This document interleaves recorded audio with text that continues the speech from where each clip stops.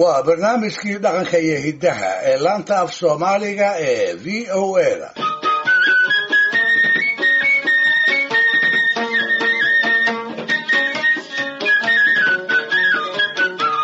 dhegaystayaal cabdi warsame baanje oo cabdigahayr ku magac dheeraa anigu ma arag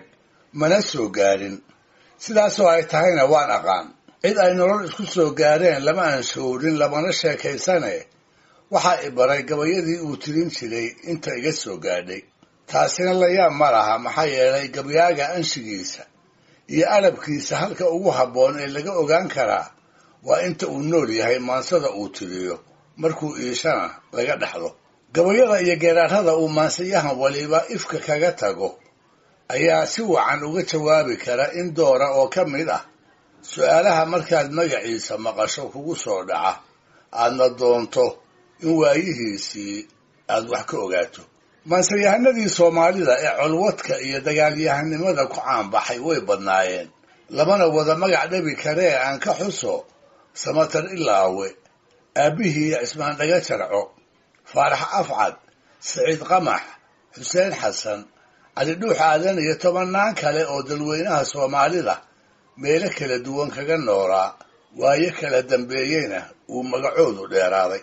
cabdigahayr raggaas aan qaarkood soo sheegay ayuu ku tirsan yahay wuxuu ahaa tiro dhallinyaro ah oo u dhaga fudud markuu isla helaba nin duula oo dhaca geela malab loogu daadshay sida cali dhuux ayaa waxaa ka dhaadhacsanayd in meesigaasi uu dadka ka dhaxeeyo oo cidda uu u xeraysan yahay qofkii subax ka moola duuga aan habeen aakhiro loo qabsan doonin nin hal adag oo wuxuu doono markiiba ku dhaqaaqa ayuu ahaa dabadeedna hiifka iyo haaraanka dadka aan dan iyo daarad ka yeelan wuxuu ahaa nin aan kala jeclayn geela uu markaa weerarayo cidda iska leh weligiisna aan isweydiin ma sokeeyaa leh ma shisheeyaa leh ma colimaa leh mase agoon baa leh wuxuu ahaa nin aad isugu kalsoonoo rumaysnaa inuu yahay habeen dhalad geesi ah raganimo oo idilna cid kaleba waa ku hafadhiyee ay isaga uun isugu soo ururtay taasna wuxuu marag uga dhigan jiray cilmiga xidigiska habeenkii uu calool galay oo afagaalladu dhaceen ururkuna uu soo baxay habeenkii uu dhashay oo dayaxu 14 ahaa isaga iyo dirirkuna ay hiirtii wada fadhiyeen habeenkii ay hooyadii fooranaysay aadkii libaax ay indhaha ku dhufatay intaas oo idili inanka habeenka uu dhasho ay isku toostaa wuxuu noqdaa cirkayeer beer fariijo ah oo aan la loodin karin waa soomaalidii waayadaas siday la ahayd arrintaas xidkaha iyo dhalashadiisii ku saabsanna wuxuu ku sheegtay tuduc ka mida gabay uu tiriyey mar isaga qudhiisu uu isku gubaabinayay inta col humo inuu geel soo qaado wuxuu yidhi afagaal dhac urur soo baxaan ur habreed galaye 14 baan dhashiyoo dirir arooriyaade habartayna aar gudahayay aragtay fooshiiye ma asiibkay baa galay maxaan eel u dhigi waay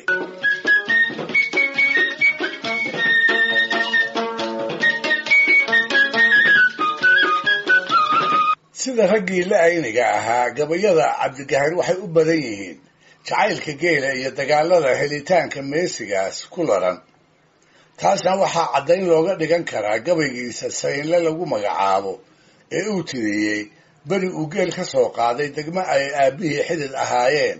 oo walaalkiis cigaal warsamana reer abti u ahaa walaal haddaba xaaji maxamuud ow cilmi la odhan jiray oo geelaas wax ku lahaa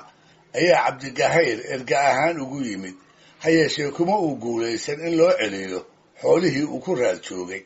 dabadeedna wadaadkii iyo docogaysigiisii intuu dhagaha ka furaystay ayuu tiriyey gabayga sidaan soo sheegay saynla ku magacaaban ee soomaalida dhexdeeda sida weyn ugu baahay sida gaarka ahna loogu jecel yahay qaybta hore ee falaadyada libaaxa uu ku tilmaamayo isaguna uu bahalkaas isku maakubayo wuxuu yidhi saynlow libaaxuba hadduu sabana gaajoodo saryankiiyo hadduu aarankuu sayri jiray waayo sanatayn hadduu sida wadaad soomanka ahaado seeriga galduur iyo hadduu seexdo dhirihiisa isagoon sad weyn qabin haddii saayid laga doono sababadiiyo feeraha hadduu saabka ka higoodo 70 mayl haddii laga maqliyo sugun bannaankeeda ma sanqaro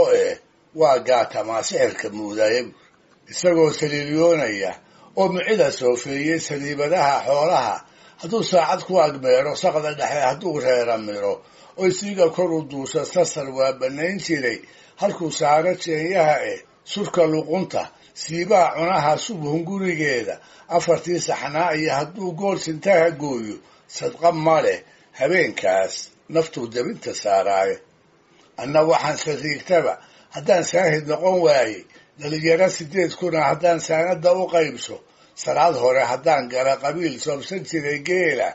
sadqa ma leh daraartaa colkaan soodhka mariyaay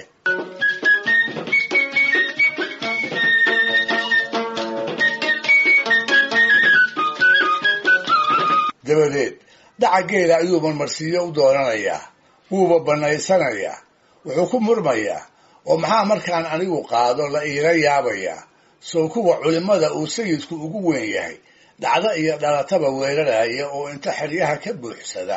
haddana sekada ka bixinaya sidii isagoo xalaashoodii ah wuxuu yidhi haddiise geel su-aashiis iyo sadar la sheegaayo sayidkiiba waa kii mulkiyey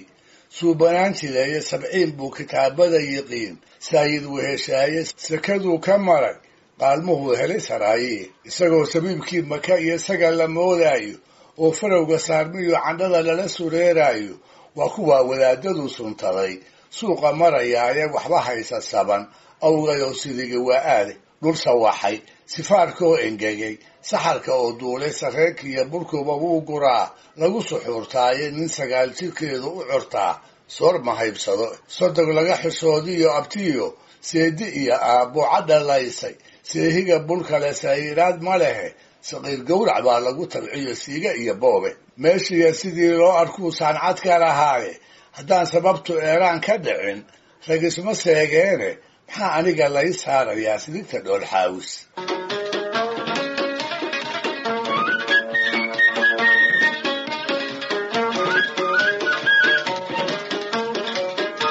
wuxuu sidaas gabayga u wadaba iska daa geeluu celiyey xaajigii ergayga ahaa ayuu godob raagtay ku soo saaray wuxuu xusuusiyey mar hore culimo ay iyaguba dhaceen iyo geelal qoladiisu ay raaska gabyaaga ka qaaday welina sidii loogu dhaaftay aan laga soo kaban kaba darane wuxuu dareensiinayaa midkan uu hadda ku rood joogaa inuu yahay uun koodii oo ay soo ceshadeen isaga oo weli sumadoodii deelka ahayd ay ku xardhan tahay waa hanjabaad iyo goodi uu nin erga ahi ka argagaxo kuna samro ugu dambaysta wuxuu xaajiga kula talinayaa inta luqunjabkiisku isku yaal oo qudhiisa aan xabadi ka meel waayin in halkuu ka yimid uu isaga noqdo meelisadii haddaba uu ugu quusgooyey gabaygana uu ku soo gabagabeeyey ayuu ku yidhi idinkuba suldaamaa dhacdeen sheekhyo saahide ee awmuumiseedii la jaray lagu saboolowyo safarkii galbeed buu warsame sahay u qaataaye wuxuu kaasha sii sahamiyaa